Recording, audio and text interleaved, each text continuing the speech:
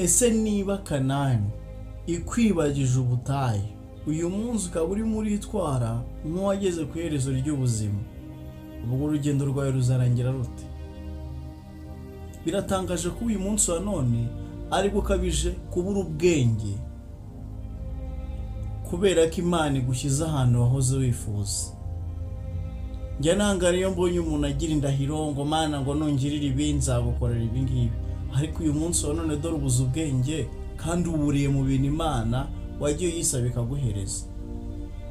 Uyu munsi usigaye witwara nayo imbere y'Imana, ibyo wabwiye Imana uzayikorera cyagiye uri muri kakaga si ukibikora. Warangiza ukavuga ngo ibihe byarahindutse. Njya nangara iyo umuntu ahindutse nta n'ikirahinduka kigaragara. Aho ugeze hari abaharenze, nushaka ujye woroha tuze. Kubona wigira utyo ubundi bikura kuzi ni imbaraga ziguhereza kwigira gutyo. Igihe umuntu ataragera ku iherezo ry'urugendo ntakakwiye kwitwara nk'uwageze ku iherezo ry'ubuzima. Ibisubizo nibyo bitumye wigira gutyo. Aho umuntu asigaye kureba akabona ubugoryi nibwo buhora mu buzima bwawe. Se niba uyu munsi wa none aho Imana ikugejeje ariho haguteye kuyitera ibitugu ugakora iby'ubupfu bwose, amaherezo yawe ni ayahe? Birababaje kuba uyu munsi wa none aho Imana ikugejeje arimo haratuma ukora ibintu bipfuye, ibintu bidafite ubutwe n'ikibuno, wigira ukundi kuntu. Indahiro mwarahiye murazirengagije aka kanya.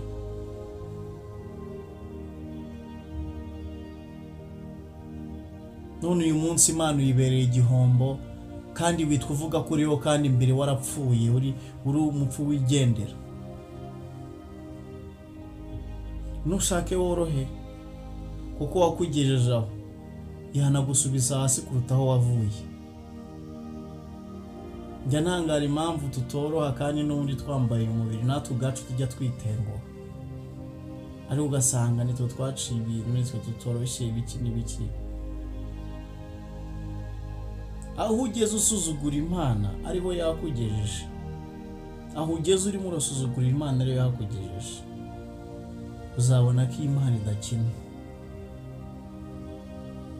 Kanani kwibagije ubutayu, uyu munsi aho ugeze akwibagije aho wahoze. Ubwo se bwira ko aho uzahava, uzahahora kubera ko n'ubundi wagukuye aho wahoze. Waramwibagiwe, usigaye ukora ubusa bwose, usigaye uvuga ubugoryi bwose. Ukubonye wese akubona n'ubundi nta kizima kiba muri wowe. Uru rugero rwiza rw'uko wananiye Imana, ku buryo ni uvuga ati njyewe igishoboka cyose nzagikora. Ariko najya mbabwire ibyo mukorera Imana hagirebera, umunsi umwe izakwereka ko utayirusha ubwenge n'imbaraga. Sinzanukura imbaraga zo kwigira nabi kandi n'ubundi aho ugeze utari wowe wahigejeje, ari ukuboko kw'Imana kwakurambukiye kukageza. Ku kuboko wari utenguha umunsi ku munsi, hari igihe kuzakwereka ko udakina, ko kubasha gukura ahantu ukamugeza ukanamukuraho ahageze ukamusubiza aho yavuye. Tugabanye kumenyera Imana no gusuzugura Imana. Amaherezo yacu ni ayahe? Niba uyu munsi aho ugeze ariho hagutuye ariho haguteye gusuzugura Imana no gukora iby'ubugoryi no kwitwara nabi, ukavuga ibipfuye, ukavuga ibibonetse byose,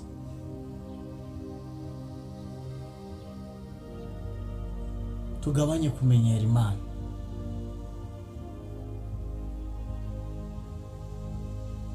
Niba ari iduha ubwenge, niba ari nayo idushoboza, akaba ari itugejeje aho tugeze,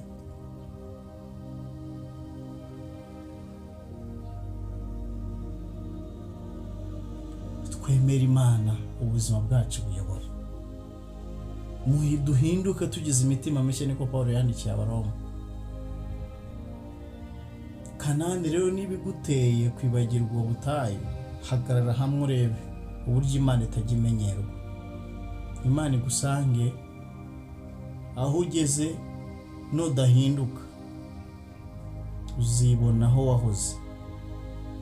Nudahinduka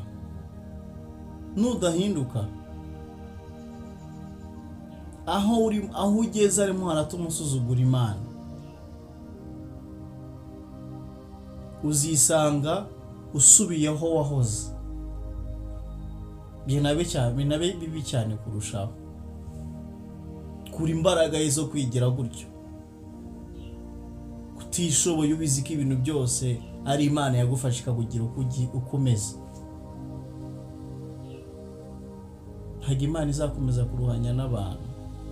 Nimukora ibyo mushaka, ariko nagiye mbabwira ngo wabagejeje aho nimutamwitondaho, wabashyize ku ntebe muriho, wabahaye ubuzima mufite, nimutamwitondera mugiye kubona amaboko adakina, mugiye kubona amaboko mwamenyereye ko atari ayo kumenyerwa, mugiye kubona Imana mwirwa mukinisha mufata uko mushaka, mukora ibyo mubonye, mugiye kubona ko Imana idakina namwe. Wabagejeje aho, niba mudahindutse agiye guhangana namwe. Nta terabwoba mugira, ariko ugiye kubona ko Imana itaje gukina. Ntabwo Imana ikina nawe, ariko wowe wirwa ufite ishema ry'uko nyine wabaye ikigoryi, nta bwenge ufite, iby'ubugoryi byose bibarizwa muri wowe. Ubaje wese avuga ati runaka, nimumurebe n'urugero rwiza rw'uko Imana yamukuye kure ikabimugejeje aho imugejeje, ariko Imana yibereye ikigoryi. Imana igusange uhunge, kuko uri kugushuka umunsi umwe azakurekura igihe amaboko y'Imana azaba agusumiriye. Ube maso nanjye mbe maso.